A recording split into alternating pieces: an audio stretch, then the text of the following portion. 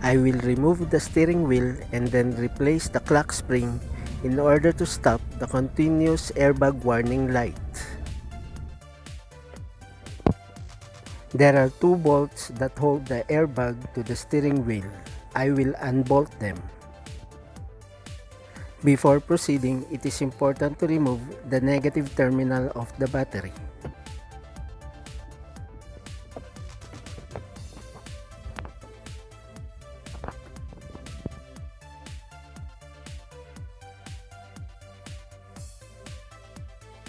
The airbag assembly can be pulled out from the steering wheel.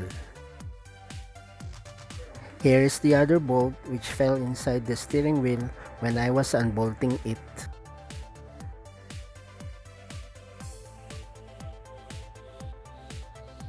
Unplug the airbag connector to the steering wheel by partially lifting this yellow lock.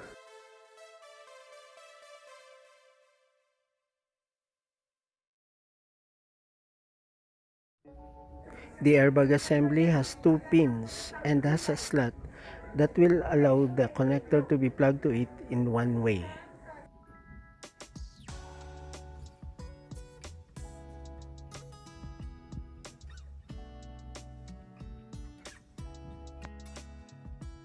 We can remove the steering wheel but make sure to return it in same exact position and alignment so that the steering wheel will still be centered as it was before.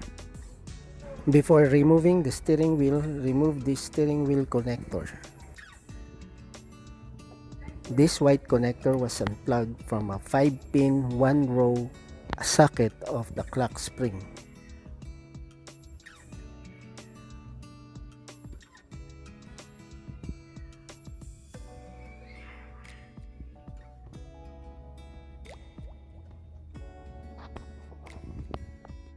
In order to remove the steering wheel, loosen this bolt. However, I stopped here, reinstalled the airbag, and waited for the order of clock spring.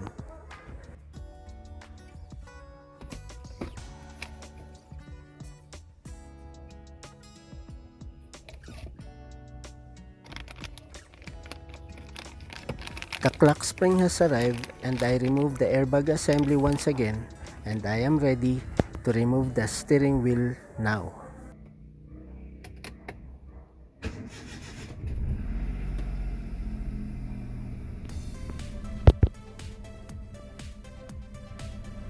The steering wheel horn is working, and the issue I wish to fix is the airbag warning light. I made markings so that when I reinstall the steering wheel, it will still be centered.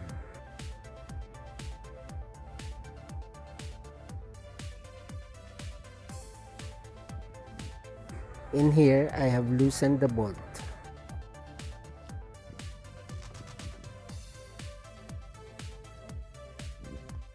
And I removed the steering wheel in this manner. I tapped in this area.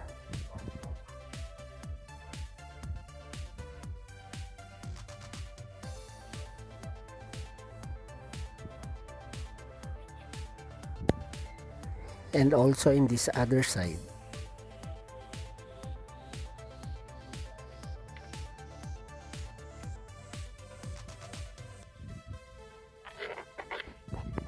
The markings on the nut are still there, and also on the steering wheel body.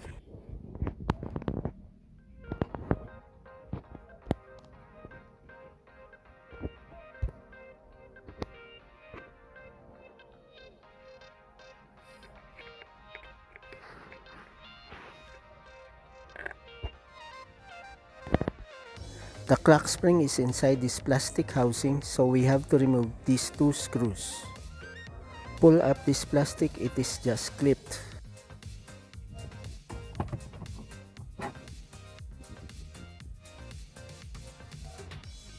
This bottom plastic can be pushed down after removing this screw. Under the clock spring, unplug these connectors.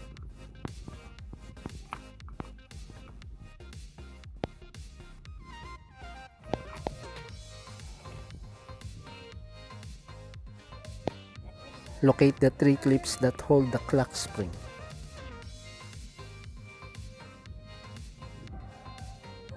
This is the clip on the left side which can be dislodged.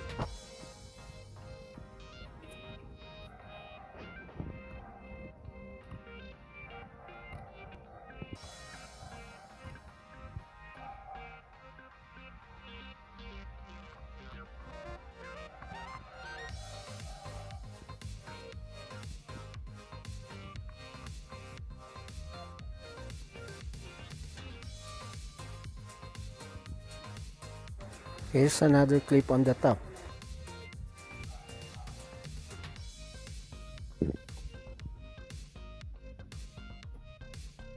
This is the third clip on the right side which can also be dislodged.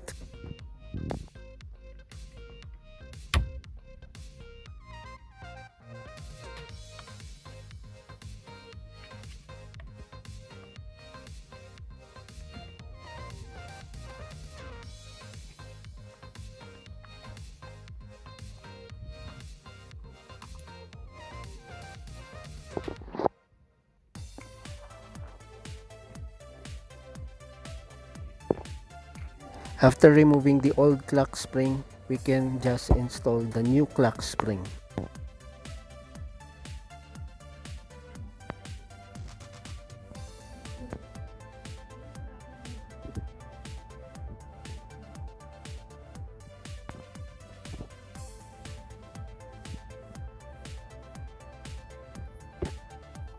It will be difficult to plug the connectors if you clip the clock spring first.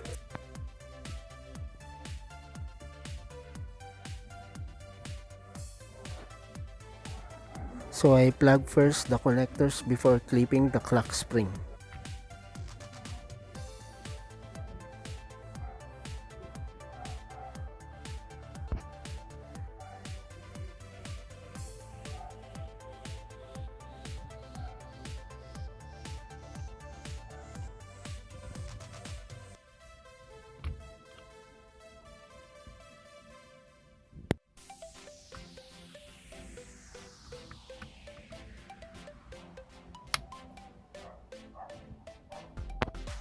I will only remove this blue guide of the clock spring after installing the steering wheel.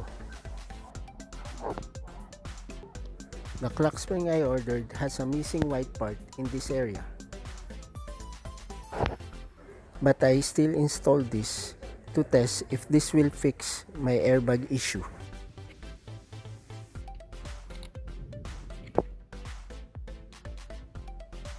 Here is the original with the white part.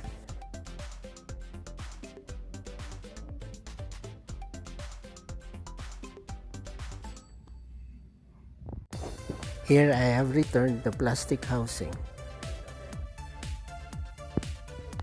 There are 3 screws to be tightened. I can now remove the blue guide after tightening the bolt. Note that my markings are aligned so that the steering wheel will be returned in its exact position as it was before. Next will be reinstallation of airbag. I hope this will solve my airbag light issue.